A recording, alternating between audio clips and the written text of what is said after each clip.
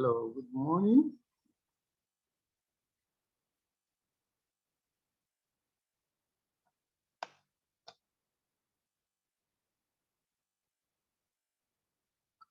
Not just 8 participants. I'll be back. Just give me some minutes. Let me start.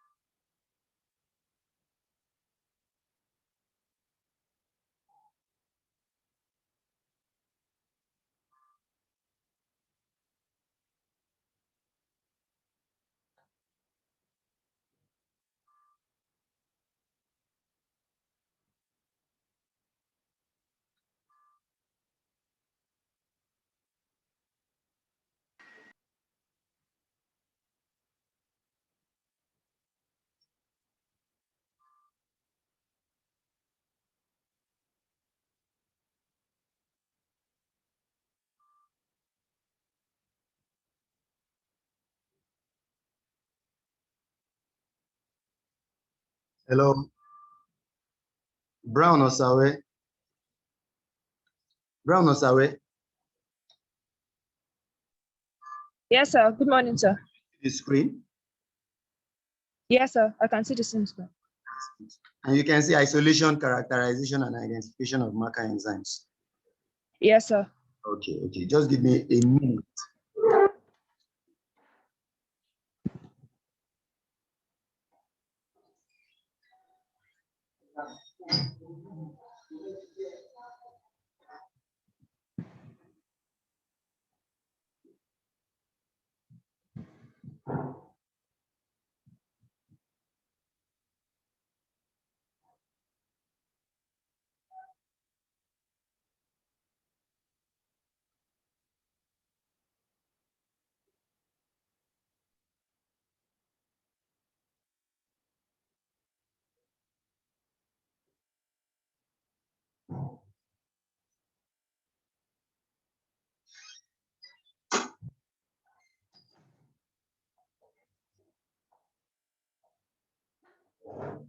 Okay.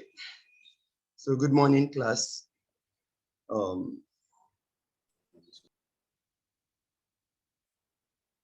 morning.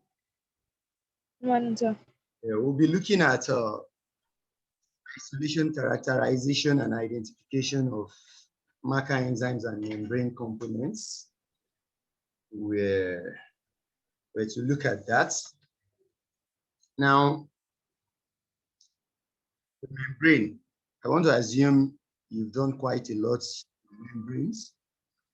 You know the membrane components, the major components of the membrane, which are the amphipathic lipid, the bilayer of lipid, as well as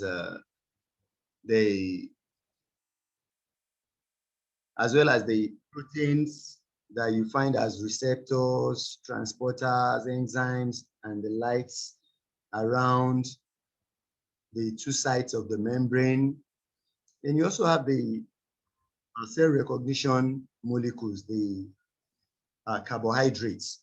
Now, we're going to be looking at how to isolate, characterize, and identify some of these Maca enzymes. Now, the eukaryotic cells contains several types of intracellular membrane-bound structures. You call these membrane-bound structures, you refer to them as organelles. And you know very well that they perform a variety of specific functions in the cells. Now,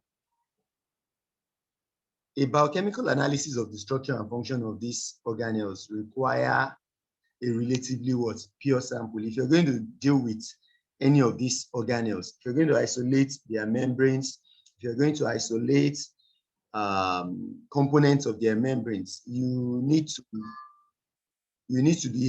to ensure that a relatively pure sample of that organelle is isolated before you can carry out any analysis, like studying the membrane protein or lipid or carbohydrates on the membrane. So now, what are the main issues to contend with? One, you want to have access into the cell. You need to do a disruption. You need to do a disruption of the tissues, of the tissue or cells. Doing that, as well as carrying out cell lysis, you can disrupt the tissue, carry out cell lysis using any of these methods. One is the mechanical method, which involves homogenizing in a suitable medium with the aid of a mortar and pestle. Sorry, let me mute participants.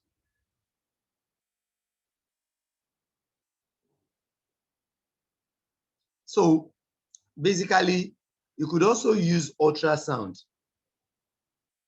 A high degree of sound can carry out cell lysis. It could also break membranes and allow for the contents of the cells to be made accessible.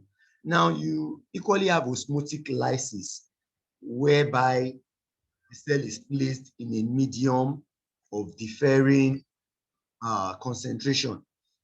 This allows for water molecules to come in and then allow the cell to burst. Filtration too. Filtration through holes or pores, small pores or smaller pores, would allow for membrane lysis or cell lysis.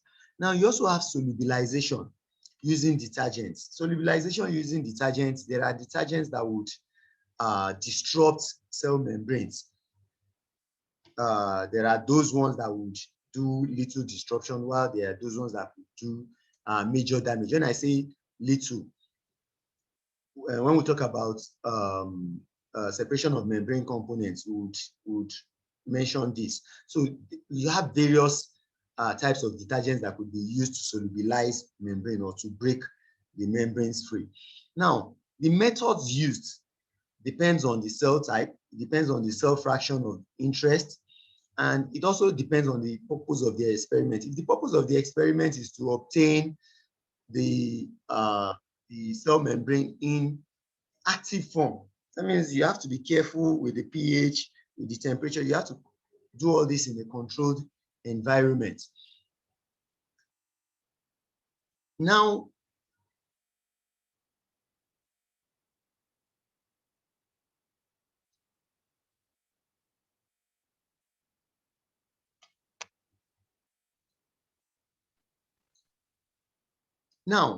what are some of these organelles? What are some of these organelles that you find within the cell that are membrane bound? You have the cell membrane. The cell membrane itself is an organelle that you find within the cell. It is that external barrier. The peroxisome, which is a vesicle that houses some of the degradative enzymes such as catalase. You have the mitochondria, which has a double membrane, which is the cell powerhouse. You have the vacuoles too. Vacuoles are air or water containing vesicles.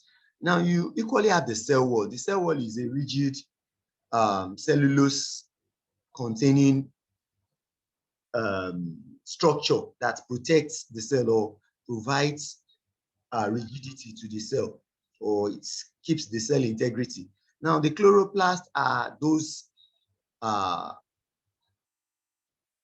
organelles in which photosynthesis occur. You have the smooth and the rough endoplasmic reticulum. The smooth endoplasmic reticulum is the site for lipid and steroid synthesis, while the rough one, ribosomes attached, are the sites for proteins synthesis and packaging. Now, the ribosomes itself are sites of protein synthesis, while the cytoskeleton are involved with cell motility, as well as to maintain cell shape. Now, centrifugation is a method that follows cell homogenization. Now, if you have an homogenate containing the cell and its components, centrifugation is used to, is a separation method. It allows for separation of compounds or molecules based on their size, their relative sizes. Now, large particles suspended in liquid will eventually settle under the influence of the Earth's gravitational field. The strength of this force is denoted by G, or gravity. Now, we know very well that small particles will usually separate extremely slower or not at all, unless they are subjected to what? To greater force than gravity. So now, to achieve this, you could achieve this by centrifugation, such that the suspension of particles is spun around an axis. If it is spun around an axis at very high rotational speed, it creates what is commonly referred to as a centrifugal force, which causes the particle to migrate away from the central axis of rotation, and then they settle at different rates. We call that sedimentation. So the rate at which these particles will settle depends on their size, their shape, and density. The density of the liquid in which they are suspended and the rotational speed of centrifugation. We'll talk about that. We'll talk about those factors as we move on, as well as the rotational speed of the centrifuge. If you subject it to a higher rotational speed, you expect that even smaller particles will settle faster than they usually do. So now, the centrifugation at different speeds allows the separation of particles into different fractions according to how readily they do or they sediment. Now, at low centrifugation, large cells can be separated from small cells. You all agree with me? So your nucleus, the unlysed cells, the cell membrane, they will centrifuge at relatively lower speed compared to the smaller cells. Now, or compared to the smaller cells and smaller organelles. Now, in the 1940s and 50s, advances in technology of centrifugation allowed samples to be spun at very high speed. This refinement is referred to as the ultracentrifugation.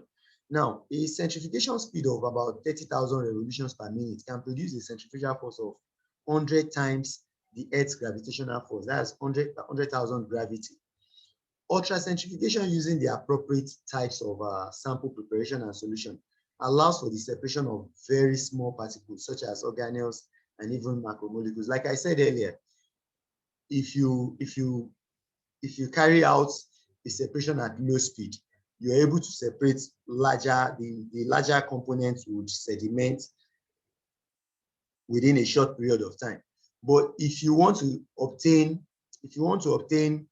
the smaller molecules, you carry out the centrifugation, you increase the rotational speed, you get the smaller components, they get to sediment easily, even within a short period of time, like I said earlier. Now, the relative centrifugal force in gravity, or multiplied by gravity, many centrifuges have settings for speed. What they have, the settings they have is for speed and not for the relative centrifugal force. It's very rare to find centrifuge with settings or units of force. It is now left for whoever carrying out the experiment to decode the relative centrifugal force using the formula 1.118 and 10 raised to power minus 5 multiplied by the radius of the rotor in the centrifuge multiplied by the speed of the centrifuge to a power of 2. So many centrifuges have settings for revolutions per minute, not relative centrifugal force. So centrifugation of a sample at 5,000 revolutions per minute, if we calculate that for a rotor with a radius of 7 centimeter, would deliver a relative centrifugal force of 1,957 times gravity. Now, when a suspension of cells is placed in an appropriate physiological solution, we're talking about a physiological solution that will mimic the internal environment of the cell. Now, if that suspension of cells is placed in that appropriate physiological solution, and then you have a disruption of cells via the mechanical or detergent or ultrasound or homogenization using a mechanical force, many of the organelles, such as the nucleus, the mitochondria, the Golgi apparatus, the peroxisomes, ribosomes, lysosomes, and the others will remain intact in that physiological solution. The homogenization apparatus, we assume that the homogenization apparatus consists of a tightly fitted pestle that is rotated to shear the cells. Now, the cell membrane and the endoplasmic reticulum are disrupted. We know very well that, but their membranes can reseal to form vesicle-like structures called microsomes. Now, if conditions are right, the original chemical properties of these organelles are retained during this preparation. If you keep the pH, the salt concentration, the temperature, you keep it close to that of the internal environment of the cell, you get most of these organelles intact so that you can work on them. Now, this is just a diagram showing what a suspension looks like when it is disrupted using that pestle in a test tube. You get the cell homogenate. If you spun it at low speed, you get a pellet, and then you get a supernatant. That supernatant, if you subject that supernatant to a medium speed, you also get another pellet and the second supernatant. If you carry out the experiment with another supernatant again, you get the pellets. Those are the pellets. The pellets should remind you of the larger molecules. The larger molecules will sediment first before the smaller molecules that you find in the supernatant. So if you now subject the supernatant to another speed of centrifugation, you get a pellet and then the supernatant. The last supernatant should be the cytosol. The final supernatant should be the cytosol. If you carry out ultracentrifugation for close to 60 minutes, you get the cytosol as the supernatant, and then the pellet would be all the other cell organelles. Now, so the subcellular components can then be recovered by centrifugation.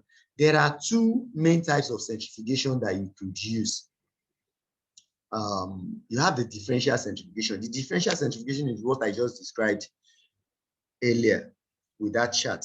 The differential centrifugation involves carrying out centrifugation at progressively higher speeds. So if you carry out centrifugation at progressively higher speeds, you recover the supernatant, you recover a pellet. If you decant that supernatant, you subject it to another round of centrifugation. So another different centrifugation, you get a differential sedimentation. So smaller components will be obtained as the pellet,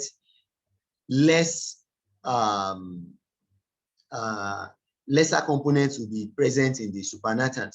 So the pellets can then be resuspended and then its components are studied.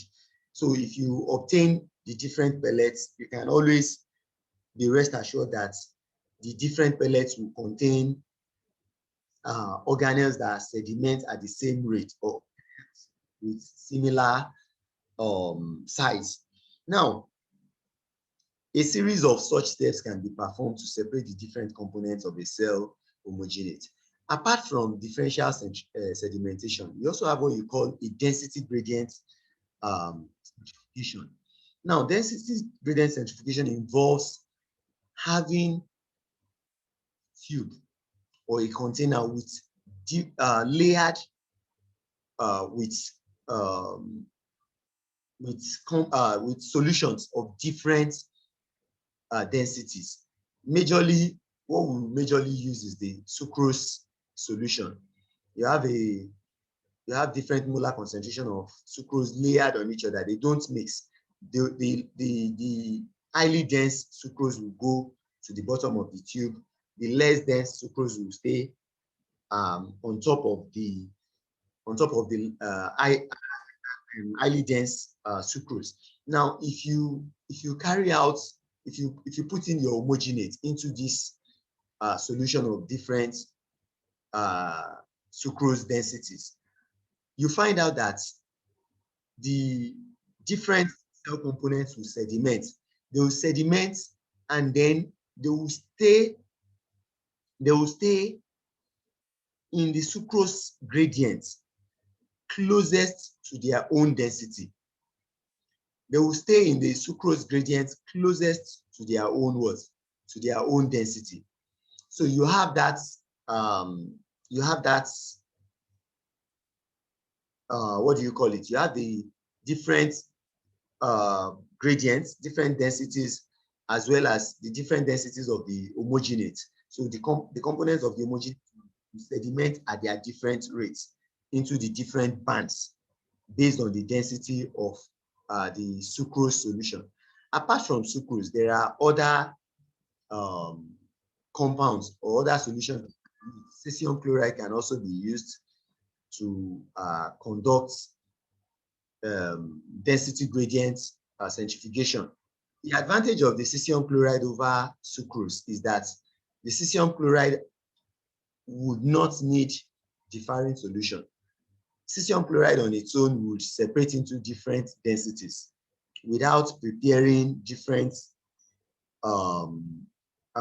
concentrations of cesium chloride. But for sucrose, you need to layer, you need to put in different concentrations of in that solution for it to form different density gradients.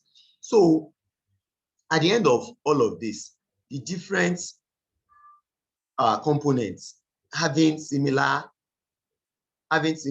densities with these solutions will be found on different layers, and then these layers can then be decanted or separated, and then the fractions can then be studied to obtain the different cellular components.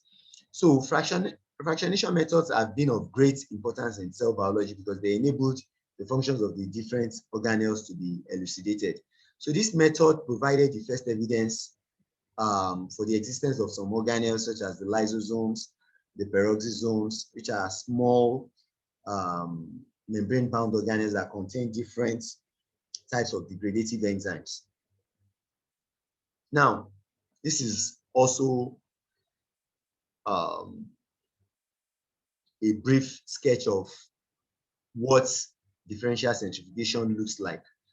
Now, if you carry out tissue homogenization, you get the tissue homogenates. Subject this tissue homogenates to low speed centrifugation of about 1,000 times gravity for 10 minutes. You get a pellet which contains whole cells, nuclei, the cytoskeleton, the motile components, and then the plasma membranes. They are found in these first pellets. The supernatant, if you subject the supernatant, decant the supernatant and subject it to a medium speed centrifugation of about 20,000 times gravity for 20 minutes, you get another pellet. You get another pellet and a supernatant. That pellet you obtain would contain the mitochondria, the lysosomes, and peroxisomes. If you subject that supernatant obtained to a high-speed centrifugation of about 80,000 times gravity for 1 hour, you get a pellet containing less dense components, such as the microsomes, fragments of the endoplasmic reticulum, and some small vesicles. If you use this supernatant, the supernatant obtained from this procedure, you subject it to another round of high-speed centrifugation, ultracentrifugation, at 150,000 times gravity for 3 hours. You get a supernatant that you expect would contain soluble proteins and cytosol. And then the pellet you obtain would contain ribosomes and some large macromolecules. So that would be the, so if you want to obtain the soluble proteins too, that means you'd have to subject that supernatant containing the lysosomes. You need to subject it to another round of ultracentrifugation, and smaller molecules will then be obtained. So these are, so basically the first pellet contains the nucleus, cytoskeleton, and then the plasma membranes. So if you want the plasma membranes, that means you subject a tissue homogeneate to 1,000 times gravity for 10 minutes, you obtain the plasma membranes, as well as the some O cells, some lyse cells, the nucleus, and then the cytoskeleton. If you take that pellet containing that nuclear fraction, so I'll call that pellet the nuclear fraction. If you take that pellet, you can always subject it to density gradient centrifugation to obtain these different components: the O cells, the nuclei, the cytoskeleton, and the plasma membrane. You get them in different bands in a density gradient centrifugation. So most times in preparation of membranes from tissues, from cells, you need to ensure that you carry out, you use innovative practices. You play around the techniques to separate the different cellular components. You can't just stay rigid. Now, I've not said anything about identification of these cellular components. There are ways by which they can be identified. Now, any of these pellets, the nuclear pellet, the mitochondrial pellet, the microsomal pellet, or the ribosomal pellet, any of these 4 pellets, when they are obtained, needs to be subjected to another round of centrifugation to clearly obtain different organelles at different bands, and then get pure sample of the organelles for further studies. So this is this sucrose density, or the density gradient centrifugation. We also call it isopycnic centrifugation. So you have your sample, you place your sample, and then you observe that the sample would separate into the less dense components on top and then the more dense components below. So one can always recover the different fractions into different tubes. Now, in all of this, these organelles or fractions that are obtained, you want to get a pure sample of these organelles. There are what you call Maca enzymes, which are enzymes having their activity exclusively associated with particular organelles.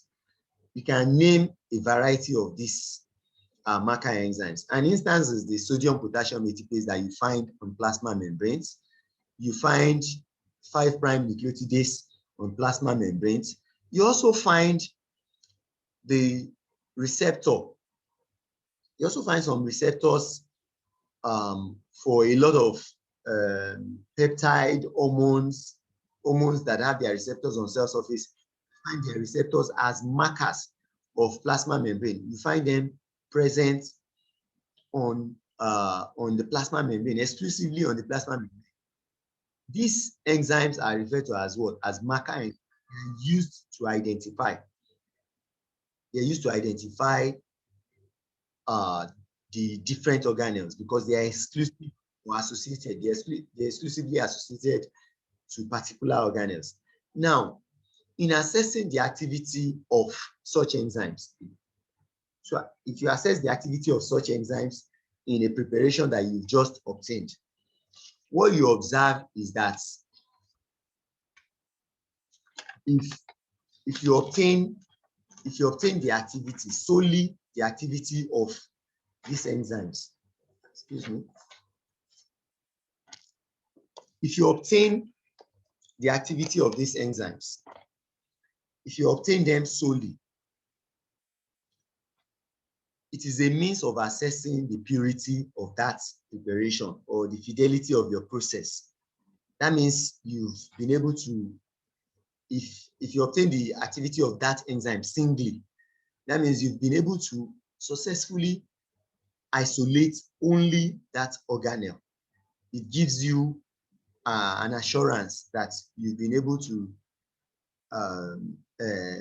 separate the organelle in question. So if you're going for a peroxisomal membrane, you know which fraction to obtain. You need the mitochondrial fraction to obtain your peroxisomes and your lysosomes. If you need the cytosol, if you need a Maca, you need the Golgi apparatus. You need the Golgi apparatus. You need the membrane of the Golgi apparatus. That means you could only use the Maca enzymes such as the galactosyl transferase to assess if you've obtained that organelle. So different organelles have different Maca enzymes as their membrane. The mitochondria, you could always use dehydrogenase. You have several Maca enzymes for mitochondria. I would want you to go to your chart and mention some enzymes you think are specific enzymes for. So just type in the specific enzymes associated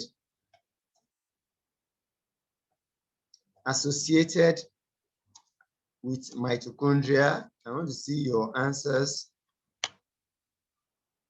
So yes, succinate dehydrogenase.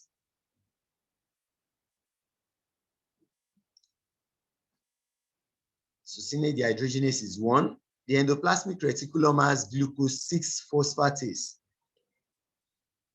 as one of its Maca enzymes. The nucleus has DNA as its Maca. It's not an enzyme, but definitely DNA polymerases and the ribosomes too has a high content of RNA, and you expect that for ribosomes, the peptidyl transferases, the translocases involved in protein synthesis, enzymes involved in protein synthesis are definitely going to be Maca enzymes for the ribosome.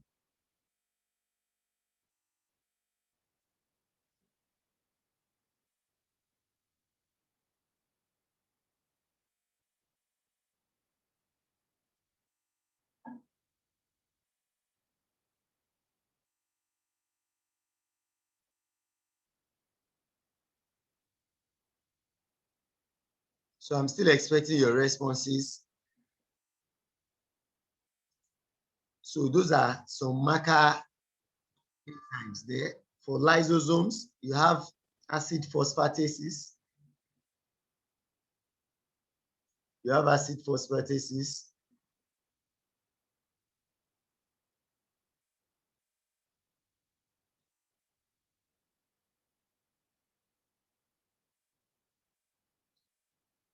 So ribosomes.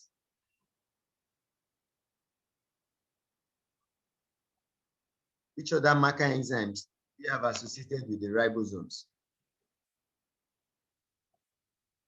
The plasma membrane, you agree with me that the sodium-potassium ATPase that controls the influx and efflux of sodium and potassium is associated with plasma membranes.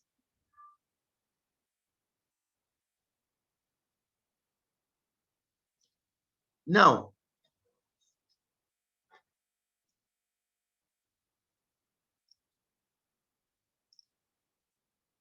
they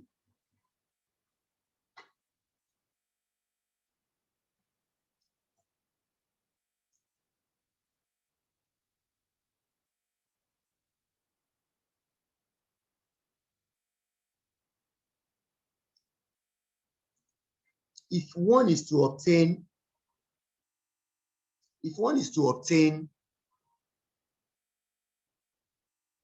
okay, Abiola Oyeyola,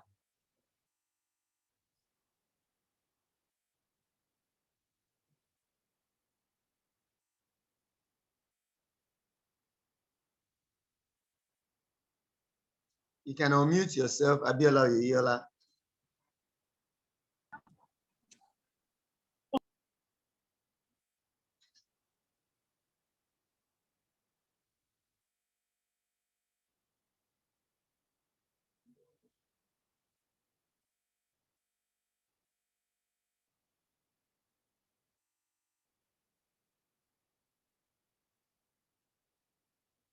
Abiola Oyeyola.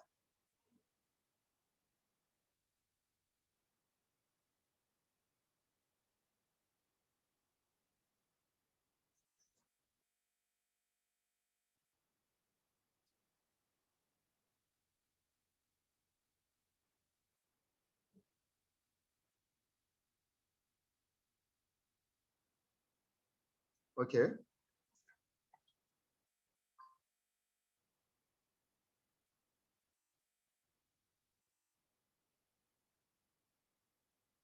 Okay. Glutamate dehydrogenase for mitochondria. The same thing as then you have the malate dehydrogenase 2 for mitochondria. Okay, the monoamine oxidase, citrate synthase, glutarate dehydrogenase. Adenylate cyclase is not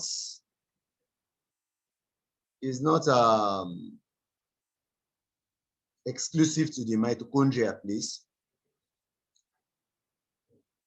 Succinate dehydrogenase, citrate synthase, pyruvate dehydrogenase 2.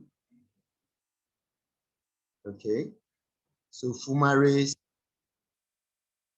glutamate dehydrogenase, and the ribonucleases for lysosomes, the hydrolytic in nature too. And fumarase dehydrogenase for mitochondria, succinate dehydrogenase, ornithine transcarbamylase for mitochondria. Okay, these are enzymes involved with urea synthesis. So now,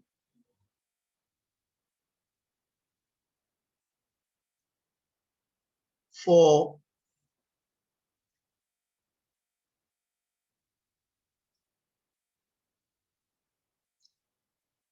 you to obtain membrane components,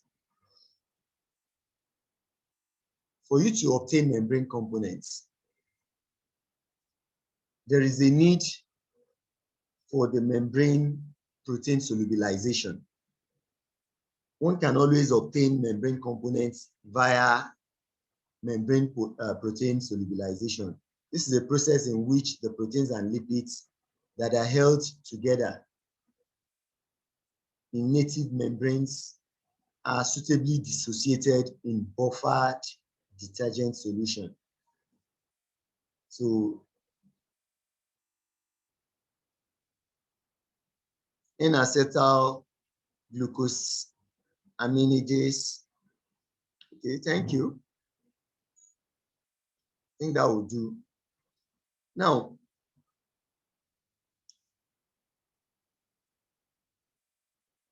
detergent solution, buffer detergent solutions are required. You can just type in your questions into the chat box.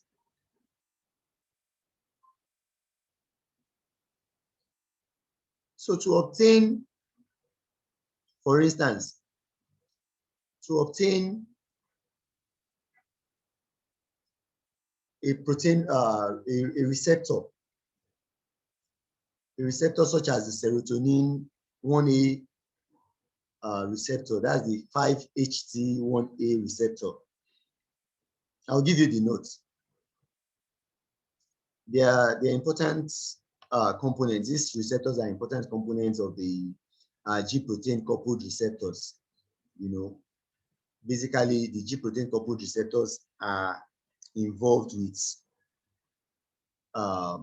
receptor activities in the molecule passing on the message, such as the serotonin here cannot pass through the cell membrane. So these receptors, to obtain the receptor from a membrane, you need to use a solubilization detergent. Now, to use this solubilization detergent, you also need to consider a suitable detergent, because one, if you want to obtain the protein, you want to make sure that the activity of the protein is retained in that medium, in that solubilization medium. You need to ensure that you choose a suitable detergent. There are several types of detergent that could be used. You have one of such detergents is the very popular sodium dodecyl sulfate, which is anionic. You equally have the cationic, the CTAB, call it the cetyl trimethylammonium bromide. There is also the CHAPS, the CHAPS zwitterionic detergents. We have the non-ionic detergents such as Triton X. So the ability of a detergent to solubilize membranes is believed to depend on the empirical parameter termed the hydrophilic lipophilic balance. Now, the hydrophilic lipophilic balance, the HLB, has to do with the amphipathic nature of these detergents. The level of the amphipathicity or the level of hydrophilic to the hydrophilic to lipophilic groups in these detergents will determine how strong or how strongly the detergent will act to separate either the hydrophilic components of membranes or the less hydrophilic components or lipophilic components. So the detergents the balance needs to be good. Now, apart from this, the detergents belonging to the class of non-ionic and zwitterionic detergents have become more popular for their ability to solubilize membrane proteins with retention of function. So those non-ionic, the non-ionic such as Triton X, as well as the zwitterionic detergents such as the CHAPS, CHAPS, that's the cholamidopropyl dimethylammonium 1 propane sulfonate, CHAPS. I'll give you the note shortly. So the HLB is a measure of the hydrophilic character of a detergent, and it is based on the weight percentage. I said the weight percentage of hydrophilic versus lipophilic groups present in that detergent. Now, the critical factors for functional solubilization. One of the critical factors is the critical micelle concentration of the detergents. Detergent molecules exist as monomers at low concentration in an aqueous solution. As the detergent monomer concentration is increased above a critical concentration, they are able to self-associate to form thermodynamically and non-covalent aggregates. And non-covalent aggregates. Now, these non-covalent aggregates are called micelles. So the general principle underlying the formation of micelles, that's the hydrophobic effect, whereby hydrophobic molecules would come together and leave out hydrophilic molecules.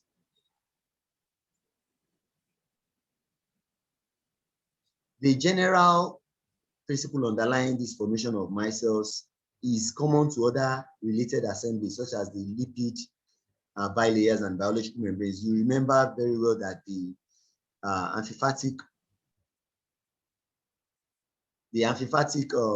lipids too would come together. They associate hydrophobic regions, and then they exclude water extensively, and this that gives you the hydrophobic effect. So micelles are highly cooperative and are dynamic in nature, and they've been used as membrane mimetic systems to characterize membrane proteins and peptides. Now, so some of the critical factors for functional solubilization, like I said, is the critical micelle concentration of the detergents. Another critical factor is the detergent lipid protein ratios too. The amount of detergent used would also affect affects the level of separation or the retention of the activity of the protein or lipids that you find in the membranes. So membrane solubilization by detergents is a complex process and can be described in a three-stage process. Now, the detergent lipid protein ratio is an important factor for the successful solubilization of membrane proteins. One could attain different stages of solubilization depending on the detergent protein ratio that you used. So this aspect will be evident upon examining the various stages of the process. So at low concentration of the detergent monomers nearly bind to the membrane. So you need a higher concentration of the detergent to ensure that there is minimal perturbation of the membranes. So for you to have a separation, effective solubilization of the membrane, there is a need to increase the detergent's lipid protein ratios too. Then you also have another, and that's the lipid environment. Now, the lipid environment too is another factor that is important. That is a critical factor for functional solubilization to ensure that whatever solubilization allows for you to obtain a functional membrane component. So for lipid environment, a large portion of any integral membrane protein remains with the membrane lipid environment. Now, this raises the obvious possibility that membrane lipids could be important modulators of membrane protein structure and function. Considering the significance of the lipid-protein interaction in maintaining the structure and function of biological membranes, it is conceivable replacement of a specific lipid environment with detergent or detergent during solubilization would affect the function of a membrane protein. So essentially, the lipid environment too, the lipid environment in the membrane also be taken into cognizance in achieving effective membrane solubilization. If you have a lipid environment, probably with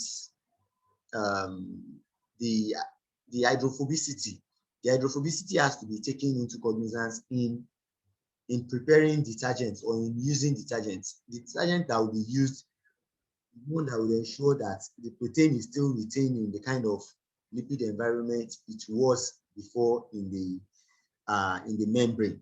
So such that when solubilization occurs, hello. So when solubilization occurs, components are retained in functional forms.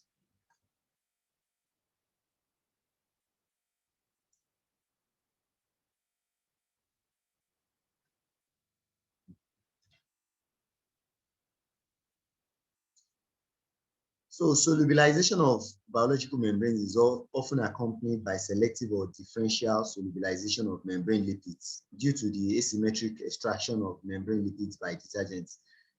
What that implies is that some lipids will solubilize readily in some detergents, while some would solubilize in probably lipid solution. So essentially, differential solubilization will involve you changing the hydrophobicity of the detergent to ensure that the different components will be obtained.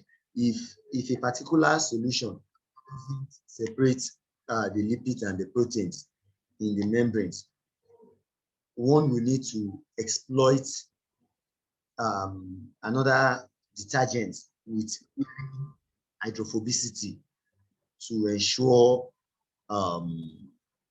effective or functional separation. So these are some of the factors involved in solubilization. So the detergents that will be used, the various properties of the detergents that will be used need to be highly considered. Now, let's go a bit practical. Let's go a bit practical to also study these proteins or whatever components that have been separated. You need to ensure that the organelle, for instance, if you obtain an organelle, the Maca enzymes, one has to assay for the activity of the Maca enzymes. I think I've said that earlier. You need to assay for the activity of the Maca enzymes. A Maca enzyme such as lactate dehydrogenase. Now, to assay for lactate dehydrogenase, you would be needing a solution containing lactate or pyruvate. You would also be needing a solution using spectrophotometric methods. You could always assay for the amount of lactate converted back to pyruvate using the fraction obtained. For instance, if we're looking at the cytosol now, to assay for the cytosol or to identify the cytosol, we know very well that the Maca enzymes is lactate dehydrogenase. The amount of lactate dehydrogenase would simply imply the amount of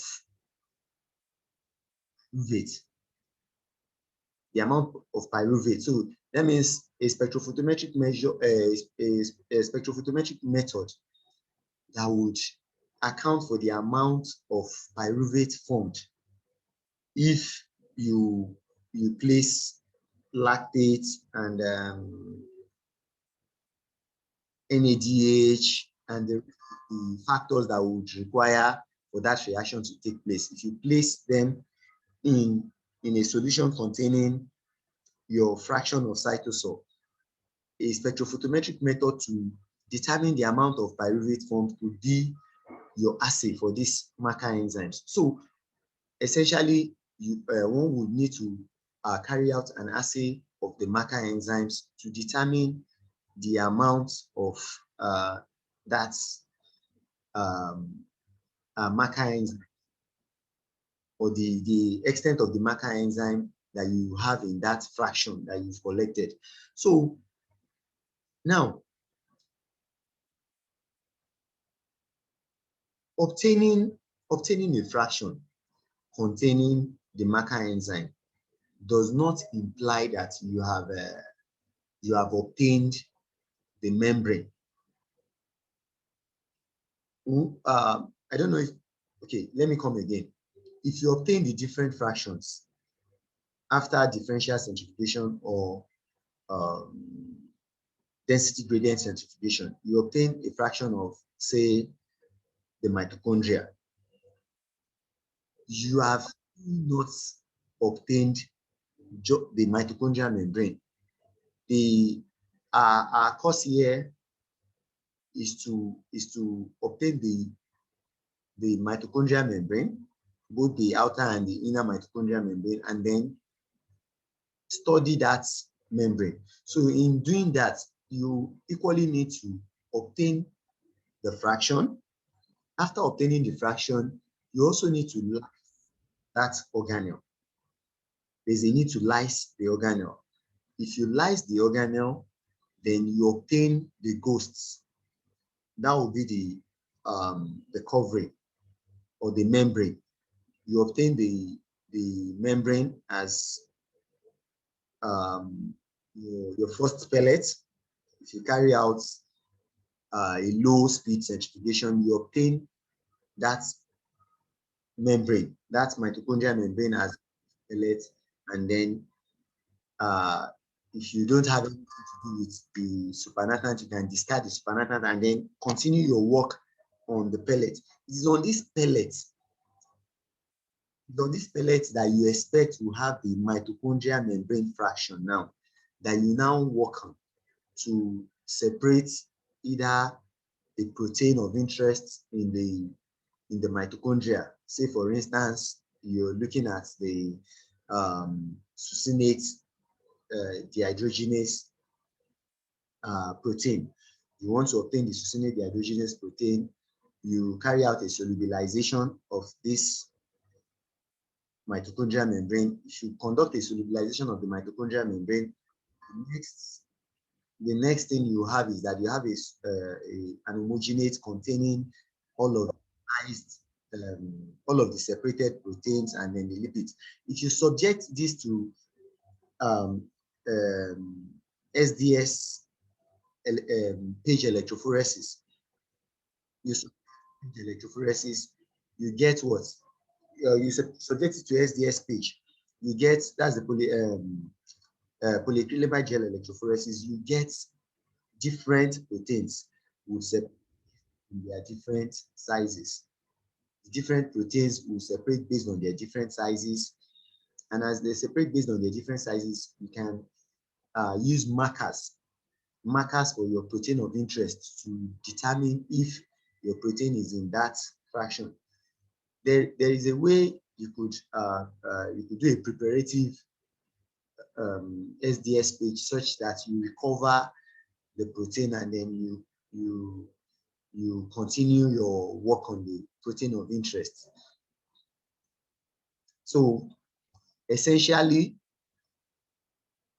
in obtaining the different fractions, or in isolating, characterizing, and identifying Maca enzymes or proteins or other membrane components, you need to play around you need to play around the different, there is a need for an interplay of different techniques. You don't stick to just one method. So there's a need to vary the techniques. But one of the important things you should take home from this lecture, one of the important things you should take home from this lecture is that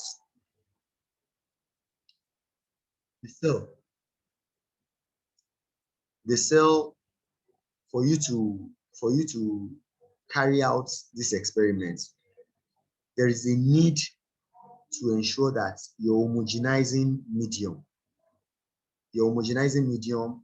has appropriate buffers with a pH very close to that of the physiological pH. So you need appropriate buffers. You also need to ensure that the detergents that you would use, the method used would um, ensure a fidelity of, or ensure you retain the functionality of whatever protein you're obtaining. There is also a need to ensure that whatever detergent that will be used will not be a detergent that will denature the protein completely, such that it will now lose both structure and activity. And then you also need to know that when you obtain your fractions, whatever fraction you obtained is not the final stage. The fraction, you still need to obtain the membrane from that fraction. And before you can obtain the membrane from the fraction, you need also to separate the components of the fraction into different layers, probably using the density classification. But like I said, it involves a lot of innovation. The topic in question involves a lot of innovation. You need to play around techniques. There's a need to play around different techniques to ensure that you obtain whatever you set out to obtain. And then you need to be conversant with the markers. You need to be conversant with the markers of the different fractions. There are lots of those markers. You would definitely come across them as we move forward. So in our next class, I'll be introducing you to receptor function, antigenicity of membrane components, and I would also talk about introduction to neurotransmission. I would likely start with introduction to neurotransmission before I talk about receptor function, antigenicity of membrane components in our next class. Is there anyone raising his or her hand for a question? Chats. You could always put your questions on the chat too and read your chats.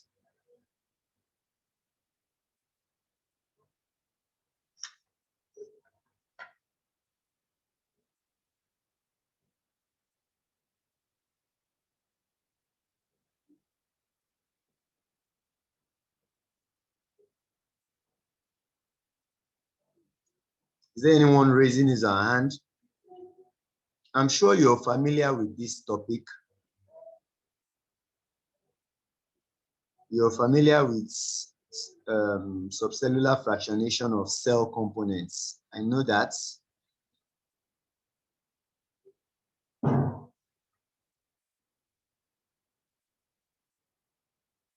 So Adebayo Adiola.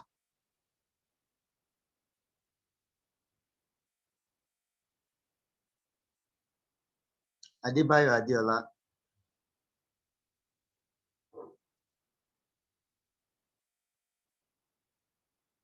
Okay, Brown Osawe. You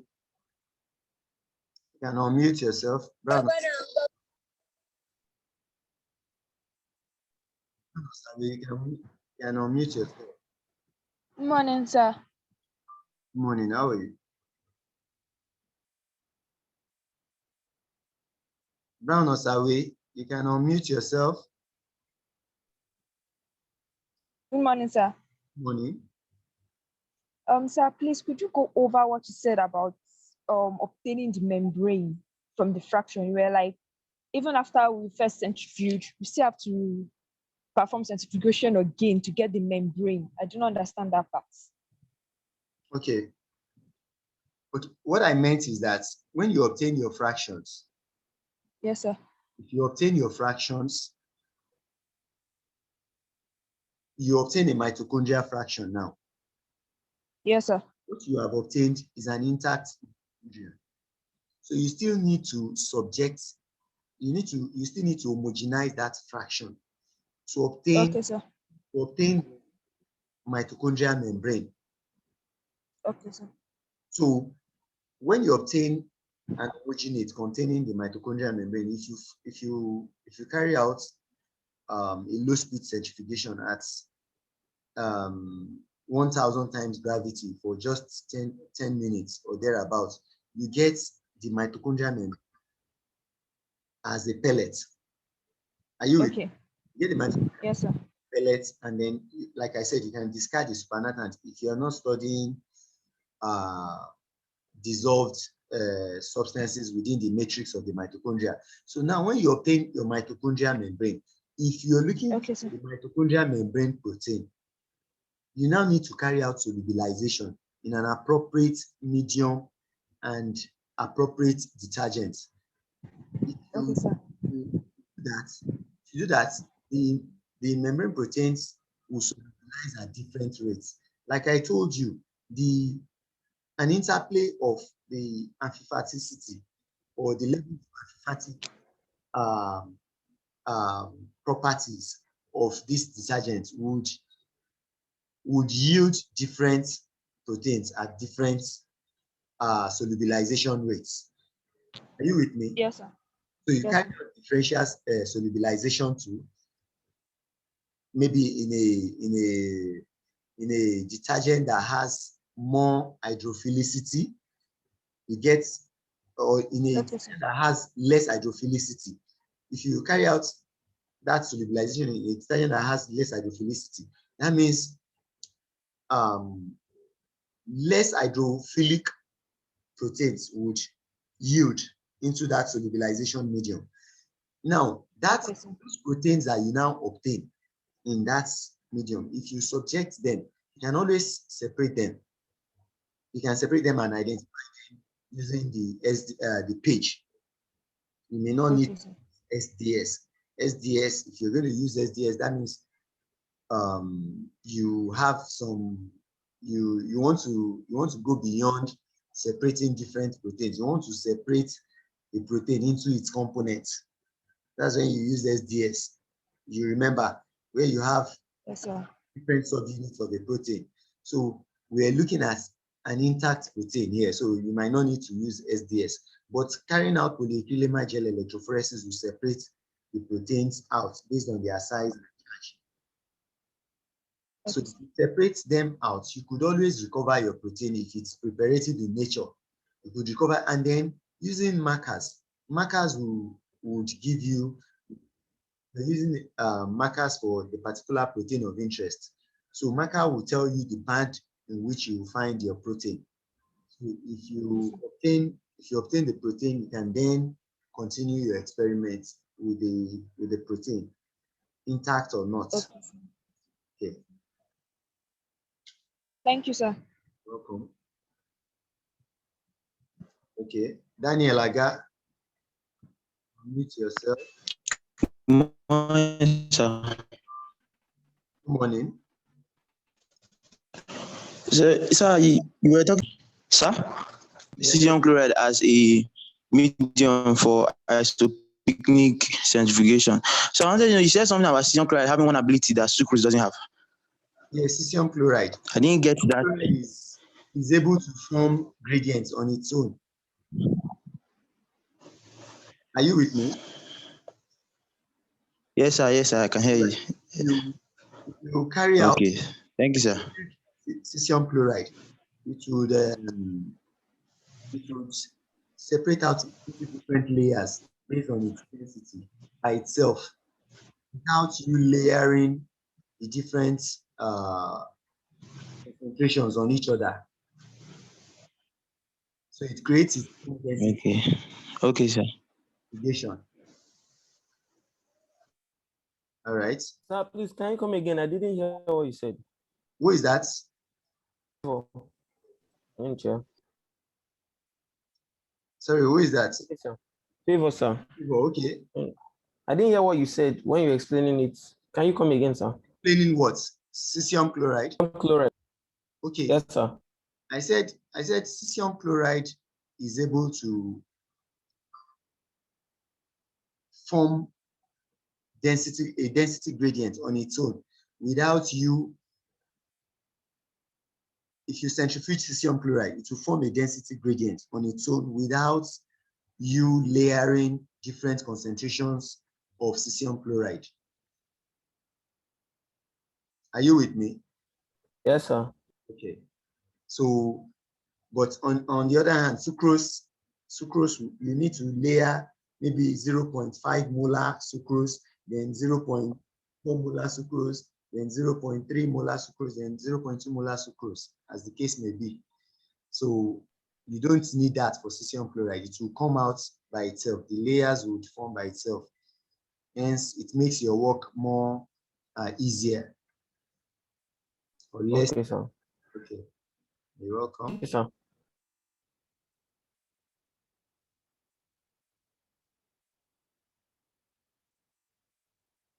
Okay. Clara Johnson, you can unmute yourself. Clara Johnson.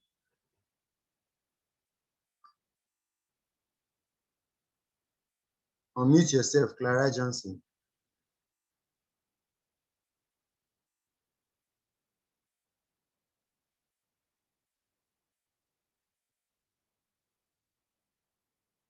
Clara Johnson.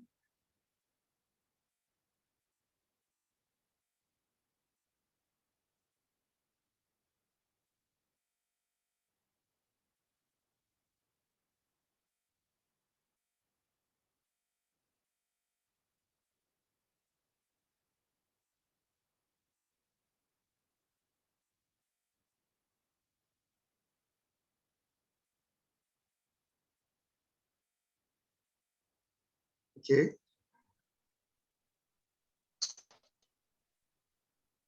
So I can't hear you. His video is not working. So I think it's like replying the chat box or something. I can't hear what you're saying. Who is that? Adeni Yadetoke.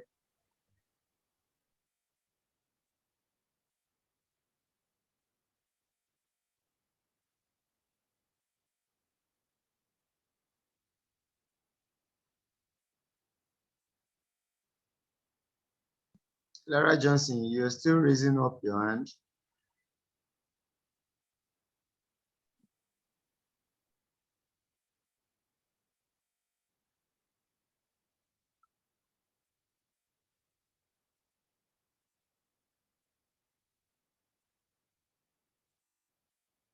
So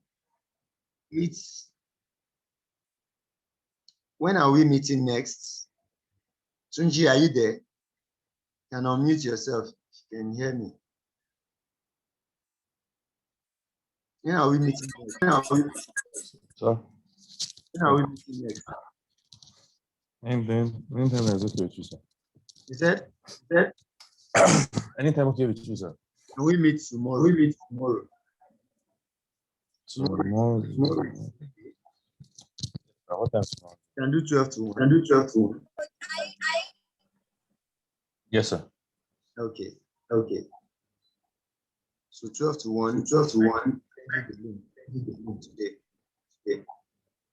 Okay, sir. All right. Thank you. Yes, sir. Have a nice day. Bye, sir. Thank you, sir. Thank you, sir. Bye-bye, sir. Thank you, sir. Thank you, sir. Thank you, sir. Thank you, sir.